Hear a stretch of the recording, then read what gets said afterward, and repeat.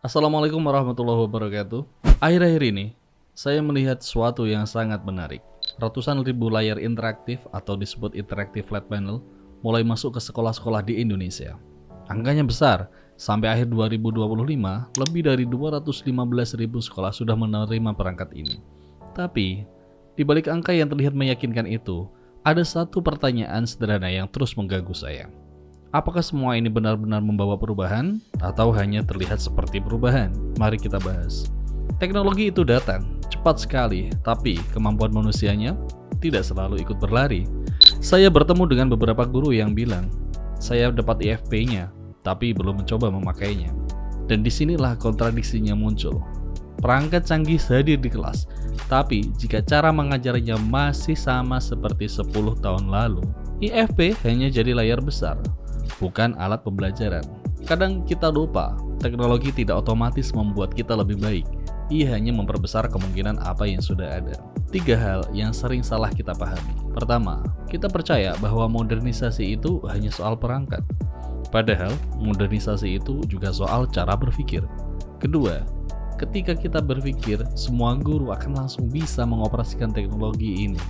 Kenyataannya, banyak yang bahkan belum pernah menggunakan perangkat digital sekompleks ini, bahkan untuk pegang mouse, mohon maaf. Dan yang ketiga, kita percaya siswa akan otomatis menjadi aktif. Padahal, tanpa desain pembelajaran yang tepat, teknologi secanggih apapun tidak bisa mengubah kelas yang pasif. Indonesia bukan satu-satunya negara yang mencoba. Mari kita lihat beberapa contoh. Di Inggris, sejak awal 2010-an, sekolah di Inggris masif menggunakan interactive whiteboards dan flat panel. Hasilnya, tidak ada peningkatan signifikan dalam capaian akademik bila guru hanya memakai perangkat untuk presentasi. Guru yang terlatih berhasil menciptakan kelas interaktif, sementara yang tidak hanya menjadikan IFP sebagai layar besar. Sementara itu di Cina mengadopsi IFP secara masif di sekolah perkotaan. Di kota besar, guru yang terlatih berhasil memanfaatkan fitur interaktif untuk diskusi dan kuis digital.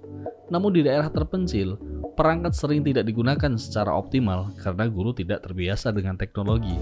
Kembali lagi, gap pemanfaatan lebih ditentukan oleh kompetensi guru, bukan kecanggihan perangkatnya. Sementara itu, di India, program digital classroom dengan IFP menunjukkan hasil yang beragam.